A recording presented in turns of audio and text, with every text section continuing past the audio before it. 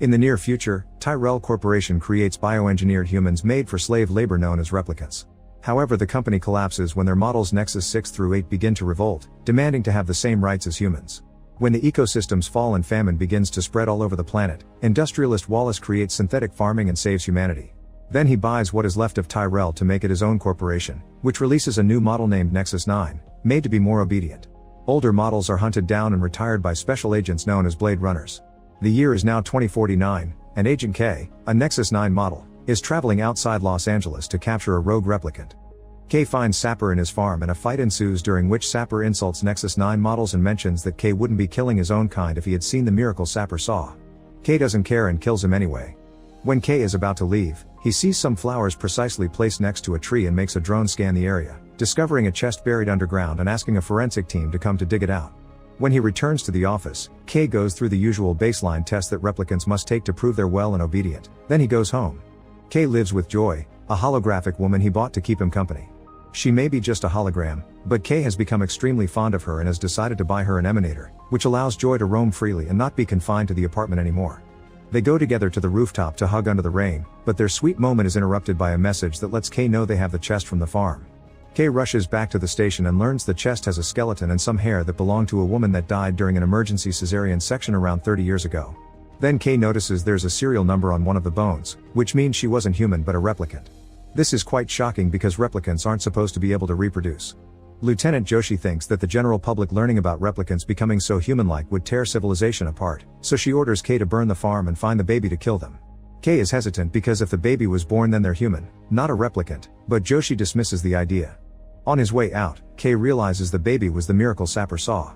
Moments later, K arrives at the Wallace company to ask about the replicant, presenting the serial number and some of her hair to identify her. The employee explains this model is from before 2022, when an event known as the blackout wiped out almost every digital file the company had, so they'll have to check if there are any hard copy data left. They find a file that indicates the replicant was standard issue and unremarkable. At that moment a replicant named Love shows up and gives K access to an old audio recording belonging to an experimental replicant named Rachel, who coincidentally went missing 30 years ago. This recording was made by a Blade Runner named Rick, and K notices he and Rachel seemed very close. Next K goes to a retirement home to interview an old man that used to work with Rick, but all he knows is that Rick retired and went away to be alone, nobody knows where. Meanwhile Love brings the latest model to Wallace for testing. Wallace uses a special device to check all the replicants' vital functions and ends up killing her because she cannot procreate, which is something he's trying to program to no avail. He knows there's a child out there that was given birth by a replicant made by the old Tyrell company, and he orders Love to find it so they can build a new future where replicants are born instead of made. Later in the evening, a mysterious figure pays a working girl named Mariette to approach K while he dines and find out how much he knows about Sapper. Unfortunately Mariette's efforts to flirt and make conversation are turned down by an unamused K. The next day, K returns to the farm to find more clues. He notices the piano has 2 broken keys, and when he checks inside, he finds a tin with a baby sock and a picture of a woman with a baby standing by the tree. K goes to check the tree again and discovers the date June 10, 2021 inscribed at the base. These numbers make him have a vision of a house on fire and a kid holding a toy horse, which disturbs him greatly. Then K sets the farm on fire and leaves. At that station, Love sneaks inside the morgue and steals all the evidence from the farm including the bones, killing the lab technician in the process. In the evening, Joshi visits K to let him know about what happened at the station. Joshi wonders if K has any memories, and he explains he does, but they were implanted, therefore not real. He shares a memory of him growing up in an orphanage and how the other kids would chase him around to steal a wooden horse from him. To avoid that, little K hid the toy in the furnace, and the other kids beat him for it. The next day, K begins searching for babies born on the date he saw at the farm. Joy keeps him company and teases him about the wooden horse story, reminding him that the toy had the same date on it, but K thinks it's just a coincidence. Since searching by dates provides no information, K begins searching by DNA and finds 2 kids with the exact same DNA, which shouldn't be possible. The files show the birth of 2 children that were sent to Moral Coal Orphanage. The girl died from a genetic disorder, and the boy simply disappeared from the records. Afterward, K and Joy go to San Diego to look for the orphanage. On their way there, scavengers shoot his flying car down and cause him to crash. K passes out and Joy tries to wake him up to no avail before she disappears due to malfunctions. The scavengers come closer to force the door open and K wakes up just in time to defend himself from an incoming attack. K gets rid of some men and takes out his gun, only to notice there's a huge armed group coming after him. At that moment, something begins shooting at the group from the sky, saving K from the potential fight. It turns out this is Love, who is controlling a drone remotely. She wants K to keep going and find the child for her. Eventually Kay finds the orphanage and the kids are eager to welcome him. Kay talks to Mr. Cotton to ask for the records of the kids that came here 30 years ago, and when Cotton at first refuses, Kay hits him to make him collaborate. Then Cotton takes him to his office, and on their way there, Kay can't help noticing this place looks a lot like the orphanage from his memory. When Cotton finds the records, he discovers someone took out the pages of the year they need. Cotton leaves the office and Kay notices the ashtray is a horse, inspiring him to look around the place. He finds the furnace from the memory and when he looks inside, he discovers his wooden horse is still there, causing him to have a breakdown because if the memories are real, he may be human after all. When Kay returns home, Joy is delighted to hear the story and begins calling him Joe, claiming to have always known he's special. Kay wants to be sure that the theory of him being the miracle baby is real, and Joe advises him to contact the person in charge of making the memories for the replicants. The next day, Kay visits Dr. Anna, who shows him how she makes the memories that she later sells to Wallace for his replicants. Anna explains it's illegal to copy real memories to put inside replicants. Everything she's ever done was from scratch. She accepts to use her machines to look at Kay's childhood memory, and with tears in her eyes, she informs him they're the real thing. Kay has an emotional outburst before leaving the building, where he's suddenly arrested by his own co-workers. Moments later, Kay is put through the baseline examination, and his emotional state causes him to fail it. A furious Joshi brings Kay to her office to scold him for wasting his time, but Kay immediately tells her he traveled far because he found the kid, who was being used as a regular worker, and he's already retired him. Joshi's glad to hear this and gives Kay 48 hours to put himself together before taking the test again, but he makes him leave his badge and gun. Afterward Kay goes home and discovers Joy hired Mariette for the night. Since Joy can't touch anything, she puts her hologram on top of Mariette, and this allows Kay to technically get frisky with her. The next morning, Mariette hides a tracker in Kay's jacket. She also finds the horse, but Joy makes her leave before she can take anything. Moments later, Joy gets ready to leave the city since he knows the police will come for him soon. Joy wants to go with him and asks him to take her in the Emanator. She also advises him to delete the copy of her on his computer so the cops can't use her against him. Kay protests because if something happens to the Emanator he'd lose her forever, but Joy convinces him he needs her, thus Kay wipes out his home system and breaks the Emanator's antenna. At the Wallace Corporation, Love notices this and immediately rushes out to Kay's apartment, where she finds the broken antenna. Then she goes to see Joshi, who explains she doesn't know where Kay is and that the case is over.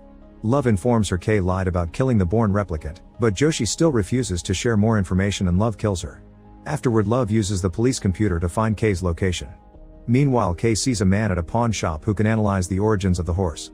His machine indicates high levels of radiation as those found in Las Vegas. When he makes it to the ruins of the old abandoned city, Kay's drone scans the area and finds a pocket of heat in the distance.